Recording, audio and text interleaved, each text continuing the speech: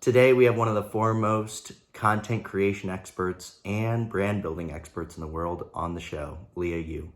Liah is the founder and CEO of KraveBeauty, which has gone from the number 177th ranked brand that we tracked in 2019, all the way up to the number 37th ranked brand in 2020, boasting over 114% year-over-year growth. Simultaneously, she has her own channels, including her YouTube channel, which has over 1 million subscribers. It's a little bit longer of an episode today, but I encourage you to stick around. We dive into brand building, how she built up such a big audience herself, as well as some of the challenges that she's faced over the last year. If you enjoyed the show, make sure to be a friend, tell a friend, and subscribe. Thanks, everyone. Enjoy today. Influencers, inspiration, and Instagram. This is Earned by Tribe Dynamics. Here's Conor Begley. Something that I've been thinking about kind of, over the last couple of weeks, and I know this episode will come out at the beginning of the year, but is planning, right? So planning for 2022. And so I'd be really curious to hear about, like, what are your guys' plans? What are the big things that you're focused on for the next year? And what are some of the challenges you guys are trying to work through? Yeah, I think 2020 and 2021 taught a lot of beauty brands to be more than just a product-focused brand, right? Because of the George Floyd and the Black Lives Matter social injustice, but also a lot of environmental problems that the current administration and the current, environment is facing. It does put a lot of responsibility and pressure into consumer brands because we ultimately hold the power to either influence or dictate how the consumers consume products. So I think now, including KraveBeauty, just going into 2022, like we're constantly thinking about what would it look like if we're not just a product-focused brand. What do customers want and expect from us? And how do we adapt to this cultural shift with, even like a paradigm shift? There's so many interesting happening in the metaverse world. Like, what would that look like? How would that impact the advertising world? Because I definitely do think it'll definitely impact the paid social strategy too. So how do you kind of connect all the dots that's happening in the world and adapt your business into those shifts and the transitions is something that I'm really interested in. So yeah, just trying to expand our platforms where our message is getting heard. I do think Instagram is something that is very dear to our heart, where it got to where we are right now as a brand, but I don't think it's the future, to be honest. So if we have something that we want to deliver in terms of the message that's super complex and very nuanced, which oftentimes like social injustice and environmental problems and even like how to choose the most sustainable packaging solution, it's not so black and white. But all the platforms that the brands are currently using, which are TikTok and Instagram, are very short form content. So there's only so much that you can do in terms of delivering the nuance and delivering the context and really including people into why you decided to make that certain business decision. So we're looking at other platforms that perhaps would convey a long form content, which is maybe YouTube or maybe podcasts that people can really absorb our intention from A to Z, because we don't want to be just a brand saying that glass is better, plastic is bad. I think there's so much in-depth nuance into it that's hard to deliver through Instagram stories, and it's going to be harder to deliver through a TikTok video. So we're thinking more holistically in how do we effectively deliver what we want to say to the audience, to the community, to our customers. That's really interesting because, again, I think I talk to a lot of marketers, right? I talk to a lot of people in the industry, and almost universally, it's like TikTok, right? Focus on TikTok. That's like the channel. And you're saying like, no, we're not going to go short. We're going long, right? We're going longer form, which I think, although the numbers will be smaller, right? So the number of people that interact with it will be smaller. The connection that you achieve is greater. So, it's hard to fully comprehend the human connection that occurs from listening to somebody's voice for like 30 minutes, 45 minutes, an hour, multiple hours, 50, 100 hours or more. It's just very, very intimate, Mm, right? In a way that's like doesn't come yeah, across through short yeah, form content, which I think it still has its yeah, place, right? Uh, yeah. so does that mean, is this the announcement? Are you launching a podcast? Is this the big reveal? Not a podcast, but we are looking into different options. We don't have a definitive answer, but for sure that we're gonna look into a longer form content. Very cool. I know. Yeah, but I definitely agree. It definitely increases the stickiness of the brand, right? And the message, and how effectively the message gets across. I think TikTok is really good at making something go Yep. viral in terms of the product. But there is a reason why, like TikTok creators also want to be successful on YouTube because they also realize the intimacy that they can create on TikTok versus the intimacy and the relationship they can build on YouTube is very different. And YouTube is not going away anytime soon, I don't think. Yeah, for sure. I mean, I know that you personally, I mean, just thinking about your channels, you actually got onto TikTok for a little bit, and then it looked like you achieved some success there, but have refocused your own personal content on YouTube as well. Yeah. Yeah, that makes sense. That's how do you think about kind of time commitments there? Like how much time are you spending day to day on YouTube versus, anything else in terms of running your business? Mm, I think YouTube or my personal brand stuff has completely become my weekend side Mm. hustle. And running the company, running Crave Beauty, has become my Monday to Friday full time job. So it's pretty You're a easy harder worker. You're a harder separation. worker than me. I try not to work on the weekends as much as I can. I do emails and that kind of stuff, but I know I talked to Mariana Hewitt at Super Mm, Fridays, and she does a weekly podcast, and it's like, wow, I I know how know. much time it takes to put one of these together if you want to do it right. And she's like, yeah, it's it's a significant lift. So good on you. I don't know how she does it. Seriously. Well, let's take a step back. So I want people to get to know you and kind of where you came from. So you started initially studying design, I think with some interest in architecture, right? But then pivoted to beauty, specifically with a more Pacific. Um, Talk to me about that, that time in your life and kind of Mhm. how things worked out. Yeah, for sure. I for sure knew that I wanted to become an interior designer from the age of 12. So that's why I majored in interior slash architectural design. I really enjoyed my study there. Getting a design degree was my just childhood dream. But at the time you're trying to graduate and look for a job, you face the sense of reality, right? And I was still studying in Korea and I was looking for a job in Korea as well. And I think architecture and interior design as a field, just all across the countries, to be honest, is probably one of the demanding job in terms of the work hours. You have to sacrifice your weekend, you work 24/7, and you get paid really, really low. So I wasn't sure if I really, really like and love architecture and interior design enough in order to make that sacrifice and be okay with a low paid salary. And my answer was no. And at the time, I mean, I grew up in Korea and I went to all girls middle school, all girls high school, all women's college. And I think beauty was something that I was constantly surrounded by because I was like surrounded by women and girls in my entire life. So I think at the time when it was like 2012, K-pop was happening and gaining recognition internationally. And naturally, that interest has shifted towards K beauty and Korean skincare.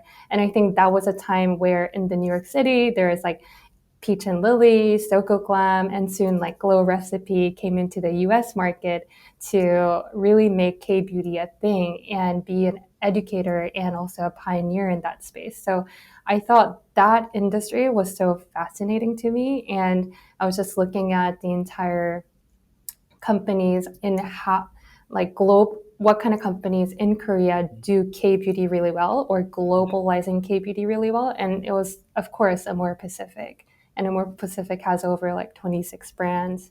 So it was a natural choice for me. And luckily, they took a bet. I mean, to be honest, I did not expect them to hire a design degree in a digital marketing and e-commerce department, but I don't know what they saw in me. And I'm really, really grateful for the opportunity that I was given because that completely changed my career trajectory. But I also did not mention that in my senior year in college, I also did start uploading YouTube content on YouTube. So that kind of made me dive deeper into the beauty industry and just the category in general. How long? I've heard that really getting off the ground as a YouTuber takes a minute. Like, how many videos, like, how long did it take before you really start to see some pretty significant growth? I don't know, define growth here because everyone's definition of growth is very different. Let's hear. How do you define growth? Like, what would you consider your different periods of growth? Because right now you've got over 1 million subscribers, so that I would consider that to be pretty big. Yeah, talk to me about the different stages. Like, how did you get there? Yeah, so initially it was definitely a pure hobby. Like, did I ever think about having an audience of 1 million different subscribers watching my YouTube content? Like, not at all. But I grew up Yeah. watching Michelle Phan and other beauty YouTubers, and those are the people who taught me how to make my eye makeup pretty or make my skin look better. So I think it's something YouTube as a platform was something that I felt the most familiarity with. So I just jumped on it, not really thinking about what the consequences would be, to be honest, or what the results would be. And no one was making $1 million of money on YouTube at the time because it was a very early stage still. So when I jumped on YouTube, it was purely for my self-expression. And I'm a very introverted person. And it's funny because a lot of YouTubers are actually very introverted. They would rather talk to a camera instead of just talking to real people in real life, because even though you have like millions of subscribers, you feel like they're not there in the same room to watch you, right? So you don't know who you're actually talking to. And there's like certain level of comfort that you get with the anonymity. So Yeah, I mean, you mentioned that at the beginning. You're like, I feel like I get more nervous for podcast interviews than I do for YouTube videos, which, like, the reality is this will reach important people, but a smaller number of people than your YouTube channel. yeah. Important people in the context of, from the business world perspective.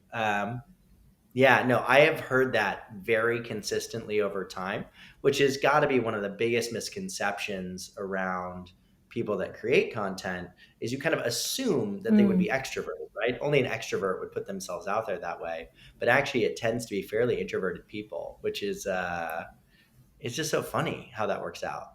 Yeah, I mean, we find it interesting to, just to talk to anonymous hundreds and thousands of people than just one real human being, to be honest.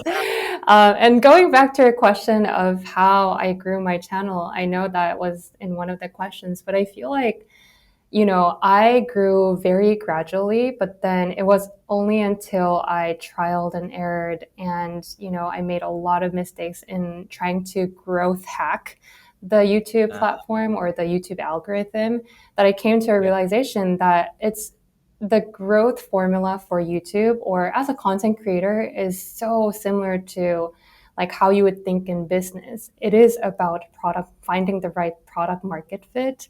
And I think if you ask the fundamental question of, am I, as a content creator, am I providing value to the person that's worth their time? Because for media and for content, the attention, which translates into the time, is currency. People's time is your currency. So if people are willing to watch your content by spending their precious 10 minutes, what kind of value are you providing? So I think that kind of fundamental question really changed my entire content strategy from, what do I want to create as a content creator? into something that, oh, what do people want to see from me? What kind of information can I deliver? How can I make this content more digestible and more entertaining so that people can watch it through? Because like watch time is also the key metric on YouTube.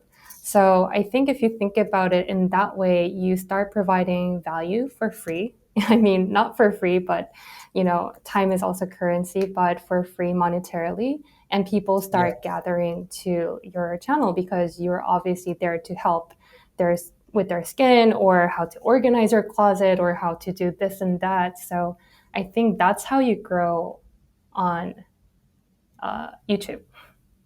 Yeah. It's funny, like every word out of your mouth, I think is a word that's come out of my mouth before, but in the context of like our own marketing efforts, which is like, and it is remarkable how bad most like corporate software, even like frankly brand marketers are, right? Because what they start with is like, what do I want people to learn, right? What do I want to convey? What's important to me, right? And it's like, oh, this is the message I want to come across. And it's like, oh, this is a new product that I need to emphasize, right? And it's like, no. Like that's not how you're going to get people's attention, right? Like you should start with like, what questions are they trying to answer? What are they interested in? Yeah. And how can I then help them starting at a fundamental level when it comes to content? It's like when we started this podcast at the beginning, you had somebody say, well, like, you're not asking about influencers. I was like, well, yes, influencers are in there, but that's not why people would tune in, right? People are here to learn about Liah, right? And to learn about how you got here, what makes you unique and special, and what can I learn from your journey? And like, yes, influencers can be a part of that, but anyways, I just love, I want to clip that statement and like that sentence, those few sentences you have, and just like plaster it somewhere for every content marketer out there. Because it's absolutely the right approach, or at least from what I believe is the right approach. Yeah, I think I'm totally on the same page with you. So I want to talk to you about kind of community building, right? Both in the context of your own channel, as well as in the context of the brand. So, it's something that I've really come around to over even just the last few years, as I've seen, the value that our community delivers to us, right? Whether it's a podcast or we do summits, we do all of these things. And it's like, because we've been working on this for almost 10 years, and we've built up this kind of community of relationships and allies. It's just incredibly powerful, right? So I'd be curious, kind of what did it look like for you in terms of building out your community as an individual content creator? And then what did that also look like as a brand, right? What did that look like doing it as a brand, and what have been some of the differences? Talk to me about that a little bit. Yeah, I think that's a really spot on question. And also I would be really curious about like how you built that community around you, because I think as your business is more B2B and a service-based business, I would be interested in seeing like what kind of things you did to form that community, or retroactively looking back, like what did you do right? And looking back, like how did you create that community? So for me, I think it was pretty similar, to be honest, in terms of how I built my community on YouTube and how KraveBeauty has nurtured and cultivated its own community online. But I think there's definitely a lot of brands out there where you create a whole culture around it and you sell that kind of aspiration, or you sell that kind of specific lifestyle that kind of gathers the like-minded people. I think a good example is like Glossier, Lululemon, or Tesla, or even like Apple. Like they have that kind of certain coolness to it, or aspirational aspect to the business and to the brand, where it attracts their own tribe. And I think those are good, but it also can sometimes feel very exclusive, because if you're not the part of the gang, like you're not part of the gang, like you can't really sit with the people who belongs there. So like, it you're almost a Microsoft person, like, oh, you stay over here, right? Like exactly. Exactly. Oh, you use Teams, like, ooh, Oh my God. I'm kind of guilty of that. Totally. I to be absolutely honest. shame people for using Google Meets or Teams or anything else. I'm like, I am like a Zoom zealot. Like, if you use anything else, you're wasting my You have time. a green bubble on your message. Ooh, green bubble, huh? No, I can't be that exclusive. But anyways, I mean, regardless of whether we personally are, that's a yeah, thing, right? Like, yeah, and it defines, like, in some ways, it's a badge, right? yeah. It's like you have like clothes and there's badges you have, right? And these are the things that define who I am as a person. You kind of align yourself. It's a real thing. Building my own business with KraveBeauty, that's I thought I wanted that, like that aspirational something that people so aspire to be that they feel almost like coming into that club or sitting on that Yep. lunch table is cool. But I think the more I think about it, KraveBeauty is not Yep. really an exclusive company, but we're here to really Mhm. include and handhold everyone. So for us, it was really about humanizing the brand. Like people eventually want very, very simple things. Like customers, as long as they feel included, as long as they feel like they have a stake in the brand, as long as they feel like they have a voice in the brand, I think that's when you can really quietly like gather people one at a time. And I think a lot of founder-led brands are really amazing at this, where it's as easy as involving the customers into how you make decisions for the company. And once you break down that wall or kind of give up the authority as a I'm a brand and you're a customer, you break that wall and really humanize the brand and just communicate it as a person to another person.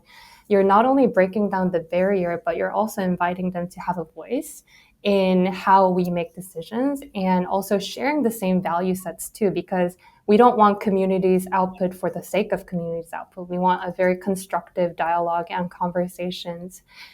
So I think that's how Crave Beauty has built its own community. And I think that's how I built my own community on my personal channel too.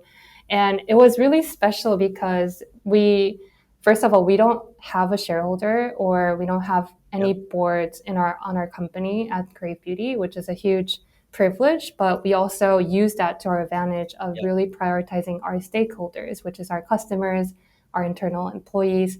So in the end of 2020, we held a virtual stakeholder meeting, inviting every customer who have purchased at least once and inviting everyone to join on the last day of December or the last day of 2020 to and little did I know, people actually showed up, and I think the turnout was over 500 people logged in from all different countries and all different cities across the nation on the last day of 2020. That's how they wanted to spend their last day of 2020. So I think it kind of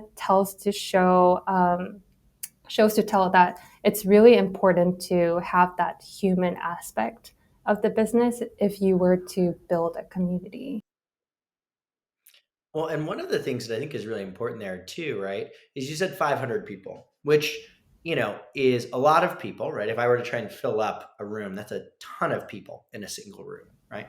But often, I think marketers say, oh, well, like, that's only 500, right? That's not that many people. But that connection that you make is so meaningful, right, with those people that it has all of these kind of secondary effects, right? Where like they are going to be customers for life when they go out that night, they're going to talk about this cool event that they had where they get to talk to the founder and meet the team and blah, blah, blah.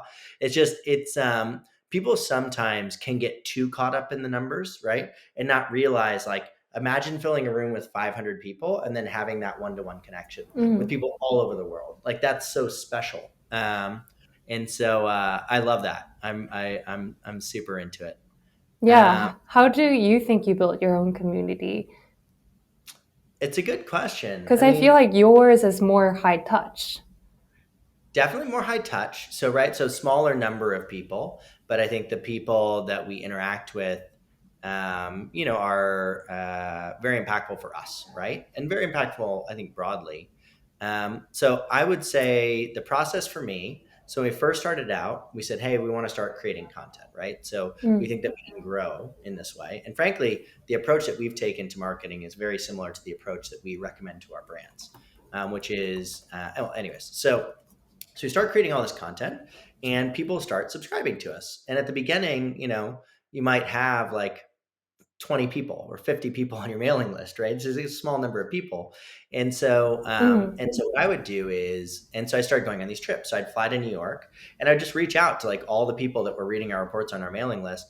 And it could be like a student, it could be an assistant professor, it could be, a brand marketer or a coordinator, right? Somebody far down the chain. I'd be like, hey, let's get together. Would like love to learn from you. Happy to talk about what we're seeing that works, Mm. et cetera, et cetera. And so it was just like thousands and thousands of meetings, like one-on-one Wow. meetings, right? And I think in every one of those meetings, the thing I tried to think about was like, what value can I deliver to this person? Like, how can I help them? And if you start there, right, if you start with that, then inevitably, they return that favor most of the time, right? They say, Mm. hey, well, how can I help him, right? Yeah. And doing it without having that be an expectation or being a request coming in, like I'm not expecting them to do anything. I'm not requiring them to do anything, but I am trying to proactively help them as best that I can, given the resources that I have, whether that's network or that's knowledge or that's data or whatever it is, just works out really well over time, right? And it's not easy to do, right? To do it for so long and so many Mm. times, but I do think it worked really well for us. And I think we tried to take that approach from a content perspective. Mm. We try to take that approach in most of the things that we do, I think. Mm. Um, trying to deliver more value than you ask in return or that you expect in return. Yeah. And I think it works. Yeah.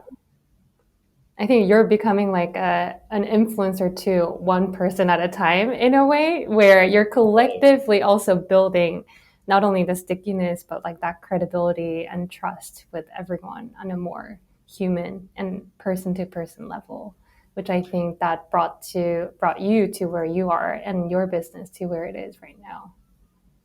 For sure. And I also think that people underestimate kind of time, right? So, I'm about a decade into this journey. I'd say that I probably have another 3 or 4 decades of work, right, ahead of me at a minimum.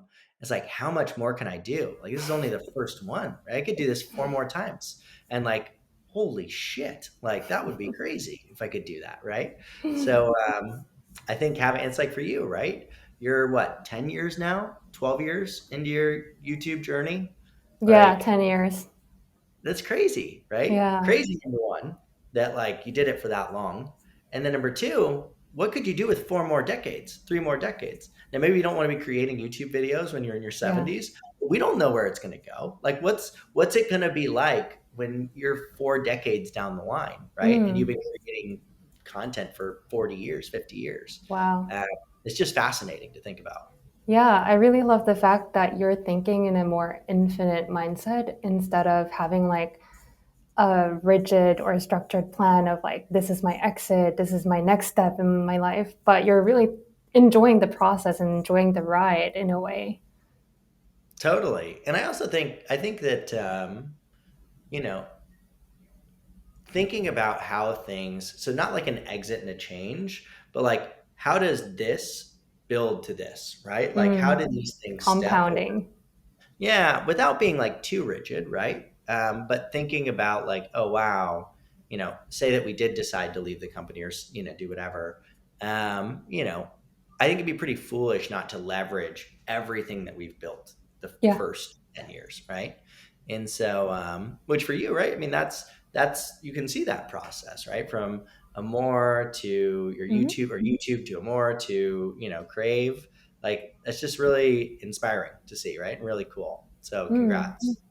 No, likewise. I know you guys had went through a major change too with an acquisition. I'm sure there's a lot of million different pieces that you guys are thinking about for your own future too. But yeah, happy to chat through. But it seems like you're also very enjoying the ride too.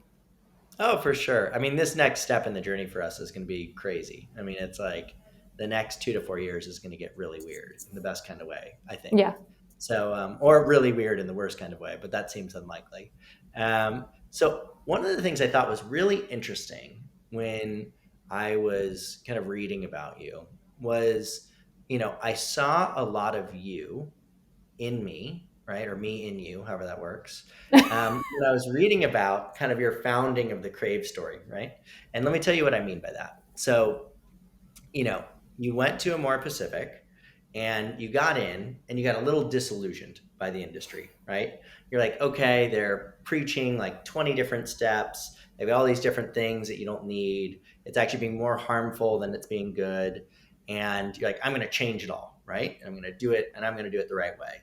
And I very much felt the same way. I remember John and I, when we started the company, we're like, God, the old guys that ran our companies, they didn't know what they were doing. We're going to do it way better, whatever. Now that you're a few years in, and now what I've found is I have a lot more empathy for those people. I'm like, oh, okay, I see why this was happening here. I see why that was happening there. Have you kind of started to empathize with them a little bit more now that you're a few years in, right? Or do you still feel pretty passionately about, and not necessarily just the product, but just about running the business in general? I think there's a multiple layers to this Yeah. and how I would answer, because the one that really disillusioned me about the industry is it's like kind of deeply rooted in the way how capitalism worked, to be honest. And this is not really unique to one specific company, one specific corporate, but it's really just a lot of how corporate America has built their rich or their wealth by growing at all costs, and at all costs by meaning exploiting labor, exploiting, leaving a really significant environmental impact. And I think when that was when that's impact, when that's carried on to, when that approach is carried on to the beauty industry, it's like what I saw inside a big beauty conglomerate was that the product launch is never dictated by a consumer. The product launch is always mainly dictated by the shareholders' interest rather than how do we solve a customer's pain point, how do we make the user life better. It's always about, we need to hit 5 million this year, we're at 2 million. We need to capitalize on the bestseller, make that into a million different categories all of a sudden. So it's now that like the entire market is so saturated, the customer acquisition cost is higher than ever. It's so hard to recruit or gain a new customer. So for growth, a lot of companies are rather spending their dollars into creating more products so that they can sell 10 products to one person that they already have. So I think that really changes it's a kind of ripple effect where that kind of mindset or that growth formula really impacts what the languages are used in beauty advertising. Because now that your goal is to sell, you need to somewhat manipulate the customer in order to sell products. And in order to manipulate them, you need to somewhat make them feel really bad about themselves and make them feel like they're gonna shit without your product, and therefore they need your product. So I think it's like all of a chained events where I saw happening, like from where the capital is flowing into how the decisions are made in the business and how that gets translated into the product launch cycle and how that cascades down to how the marketing and advertising is done. So that's really why I came into the industry, to run my own ship in the own way that I think it's the most ethical and the most right thing to do, which is not to, not to manipulate your customers, but really just rather empower people and trust people that they can make the best decision for themselves. And if your product is something that they are looking for, we are going to be there for them. But we don't need to really distort the truth by saying like, oh, your skin is like these are dirty and these are toxic. You need to do this and that. I feel like the skincare industry has become a little bit too complicated when it should be really straightforward. It's like I kind of take the food industry or the diet industry as an example, because there's so many like trendy diets and there's so many should do's and supposed to do if you want to lose weight. But if someone is really in tune with their bodily system and their natural like functionality, like they know what food works and doesn't work. They know what food bloats them and what doesn't.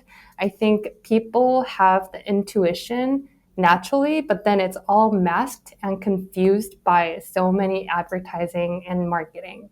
And that's what I wanted to change, really trying to simplify and uncomplicate the beauty industry and really give the power back to the customers in a way where your skin is naturally really smart. So respect your goddamn moisture barrier that you're already born with. Like, that's the best thing that you can gift yourself, because no products can really outsmart a natural, like, human biology design, to be honest. And that's a fact, right? And skincare is not a drug either. It can't really do so much in terms of changing someone's skin. So it really comes down to measuring the expectation and just making sure for us, like, yeah, just really focusing on the stakeholders over shareholders. And you can see like how much I'm passionate about this subject. Totally. And I think like our next step, I actually didn't tell you in the beginning of this podcast, but in 2022, we're launching a venture studio. Like, we're completely bootstrapped, and we are at a very privileged situation where we do have some cash that we can reinvest into either our own business or to something that's better, or to have a bigger impact. So we kind of allocated the fund out of KraveBeauty and set up a new venture studio called Press Reset Ventures to reinvest back into the beauty industry's ecosystem, to make sure that the entire industry can become a more sustainable or can become a more inclusive place. And I think there's so much to be done in the capital space, or like the shareholder space, that everything needs to start changing in order for me to feel proud that I am here for a clear mission, if that makes sense. Okay, I was really rambling, but I hope. No, that was awesome. I loved it. You need to connect with, do you know Melanie Bender at Oh, First? yes. Yes. She's pushing on this. She's huge into this kind of stuff. No, absolutely. Yeah. And I think you're such a fascinating person. And what I mean by that is, so you start this channel and you realize you're like, a lot of this stuff is bullshit on the beauty side. And so I'm going to try and create my own brand, right? That kind of pushes these missions. And I remember in one of the interviews, you said like, basically you only need 3 products, right? It was like a cleanser, a moisturizer, and a sunscreen, I think is what you said. And I don't know, that could have changed over time, but like, that's it, right? That's And I know it. for me, my own personal journey, I also had acne when I grew up. And I used all kinds of weird stuff, and none of it worked. And as I got older, part of it's just getting older, but I just stopped using stuff, and it turns out my skin kind of figured it out for the most part, right? And so, so it's interesting to say like, hey, all these products are bullshit, and like, you really shouldn't even use them. But if you need to, here they are, right? Here's the things that you actually should use. It's just so. And then on the investing side, anyways, I now I'm the one that is rambling. But okay, so I'm gonna press a reset here really quickly. So what I want to talk about is, I know that for you, right? So you start this brand. So let's kind of recap. You go to Amore, that grows quickly. Your YouTube takes off.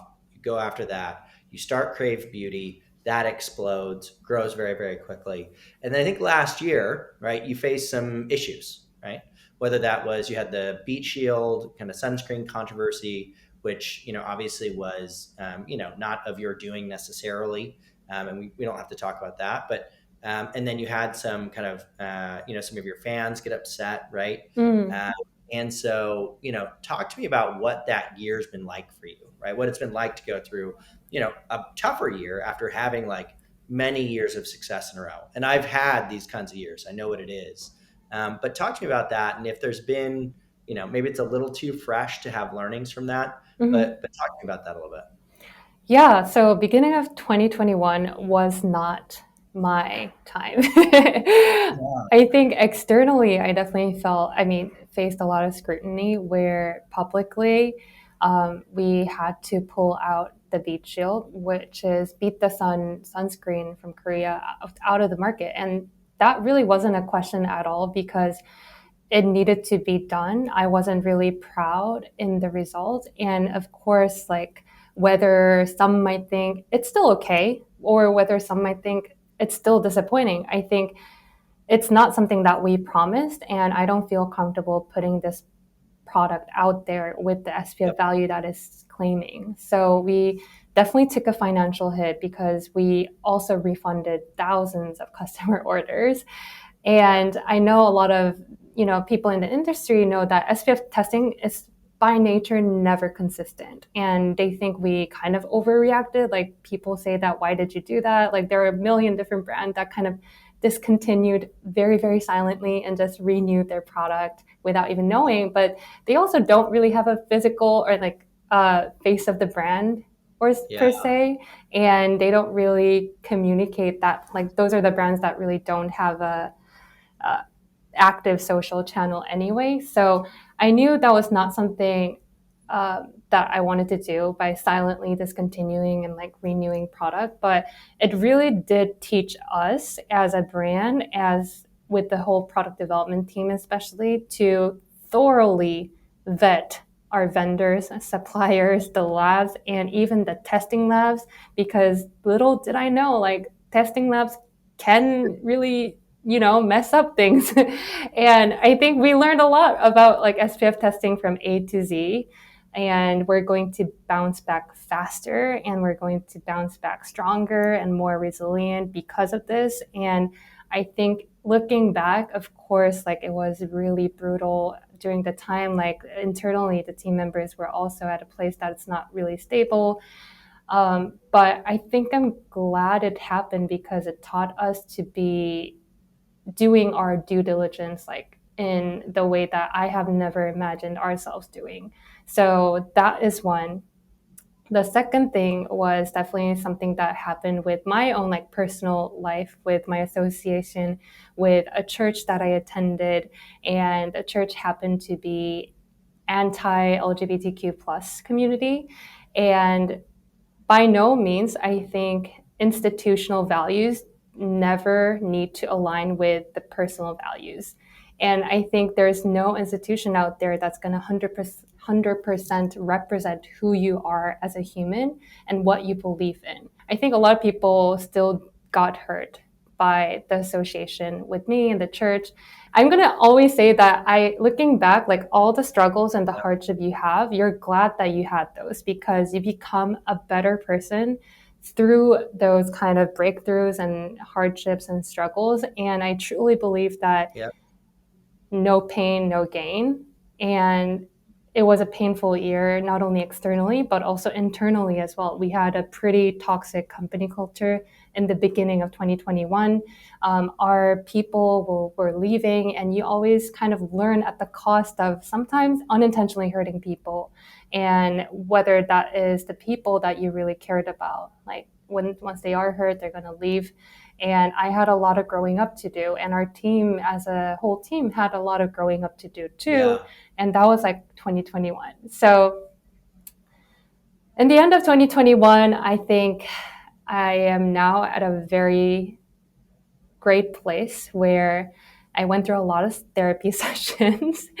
And I think I had a lot of candid conversations, even about the religion or the institution, with the person who had started talking about my association or my affiliation with the church. I had a time to actually sit down with him virtually over the phone and talk it out and really learn from one another about each other's perspective. And also the Beach Shield, of course, it definitely did teach us to be more diligent about our vetting process. And I think overall, I now have a team that I can fully rely on. And I think now we're at a very, very, very healthy place because your team kind of grows and transitions into multiple different phases, right? As your business grows. I'm sure with the rapid growth that you guys had too, your founding team are not necessarily the one who grows it, and the growing team are not necessarily the team who's going to really specialize in like each domain. So yeah, I think it's all a learning curve, and that's what my 2021 was. Yeah. I mean, we went through kind of a similar, not, and we went through a similar tough year. I mean, like maybe two of them. One in particular, though, where we lost a bunch of data, right? So we lost a bunch of data, lost a bunch of customers because of that. So Instagram shut off their API. We lost all the Instagram data, and that was really shitty because Instagram's turns out pretty important to us. And then realized actually that there was this pattern, and the people that were leaving had a consistent pattern, which was basically that they were mostly small brands who like didn't, if you get 3 tweets a week, you really don't need our software, right? It's not particularly useful. And so we decided to cut out about 50% of our revenue. Wow. And that's just not, it's not for the faint of heart, right? It's like you drop a SKU. Imagine dropping 50% of your revenue as SKUs, right? It's a big deal. Um, and so, now we came out of it. And I remember looking at John and saying, like, I'm like, it's going to take 2 years. I was like, the next 2 years are going to suck. Like, we're not going to hire people. We're going to have to scratch by. And it all happened at a time where we were in the middle of fundraising. So we were tight on cash. And it was like awful. It was like there was times where I will always remember sitting in a meeting and I thought we had gotten through most of it, and then sat in a meeting and got an email from one of our biggest customers saying like, "Hey, got to cancel." And it was like they said they were going to renew, and it was like close to $1 million contract, which for us almost all of our revenue goes towards head, right? So I just remember calling my wife and being like, "Fuck," I'm like, "I don't know what to do." Like, I don't know what to do, right? Like, but we made it through. And I think that, we definitely had some people who weren't ready for that part of the mission, right? That wasn't what they had signed up for or interested in, because we've been doubling and doubling and doubling. But now that we're on the other side, the business is exploding and it's growing very quickly. And there's been all of these positive benefits of being really focused on who our customer should be. It feels great, but it was shitty. It was not fun. I mean, like, it's a lot of like waking up 2 a.m. and like trying to figure shit out. And like, I think that is part of life, is like, you're like, oh shit, I thought I was the shit. And then like you hit in the face. It's like, oh wow, like that sucks. Like I didn't know this about myself. Or I didn't know that I was ignorant about this thing, or I thought I knew how to do this. Yeah. Yeah, I feel you. I don't know how. I think we should all be proud of where we are now, because it also means that we didn't give up at the time where we really wanted to give up. I think 2021 was that to me, where I'm like, I think the universe is telling Right? me That's like to half the silently. battle, is like being like, fuck it. Like, I'm going to go in, wake up, I'm going to like fight through it, and you figure it out. And like, you come out on the other side, I think, a better person. Like, you earned it, right? You earned that knowledge, that expertise, that scar, right? Anyways, well, I've got a bunch of other questions, but I'm running up on time because of how much time I was supposed to. So I'm gonna kind of flip the script here. Usually we do an fun end of show question, and based on your other interviews, I can tell that you do a lot of research on your hosts. I saw that you looked at my LinkedIn. I know that you've listened to our podcast interviews in the past, part of the way that we got connected. So if you had one question for me, what would that question be? Oh, I think now, looking back on our conversation today, I see like a pattern of resilience in both of us. And I know that you had a question to me about like what kind of advice would you give to someone who's starting or someone who's running their business. I think you are a very resilient founder, and you've been running the company for a decade now. And I've been running my YouTube channel for a decade now. And I think that it not only takes persistence, perseverance, but also resilience throughout, like to go through each hardship, but still deciding and determining that this is your path. What kind of advice, like what did you use to train your mind to pick yourself back up to go at it again? And what kind of advice would you give to people who might be going through the same things? or same stage in their career right now? Yeah, I think, and thank you for the compliment. I think, so I wrote this in a book to someone. It was a really cool experience. So I moderated this table of brand founders, and it was cool. You'd kind of go through it. And they did this fun thing where they gave everybody books. They had you inscribe something into the book. And then, you didn't know who it was going to go to. But, unsurprisingly, you handed it to the person to your right. And then they got to take that with them. And it was quite interesting. And so the thing that I wrote into that book was something that my co-founder and I have talked about for a long time. And it's slightly morbid. I don't know if it's necessarily inspiring, but it worked really well for us. And the thing my co-founder used to always tell me was, with most companies, the outcomes are fairly binary, right? Either the company dies or it goes on to, moderate to great success, right? It does fairly well, particularly in technology companies. And so he's like, the only difference between these two is that this one didn't die, right? Like that's almost always the difference between the two. And so he's like, all we have to do if we want to achieve great success is not die. Just don't die, right? Just don't die. Like, and dying can mean like you lose, like you said, like, I just want to give up. It's most of the time people just want to give up. It can be like, I ran out of money. I have no access to money. I can't make it happen anymore. There's a very small number of things that can kill you. And so if you just avoid those things, you will more than likely be successful. To what degree can be discussed, but you'll more than likely be successful. And there was many times where John and I would look at each other, and there was a bar right nearby our house. And I'd look at him and I'd tell him, like, I don't give a shit. Like, I'm going to drag this thing kicking and screaming into existence, whether it wants to exist or not. Right. So wow. We just kept telling each other, just don't die, right? Just don't die and you'll get there. And obviously we did to some extent with the acquisition, and hopefully we can again, right, with another one. And so that would be my advice, not life advice, but entrepreneurial advice to somebody. Just don't give up, right? You'll get there. Just fight through it. Oh my God. Yeah, that's making me really emotional because it's so true. It's so simple. Like, just survive, man. It's like pure survival.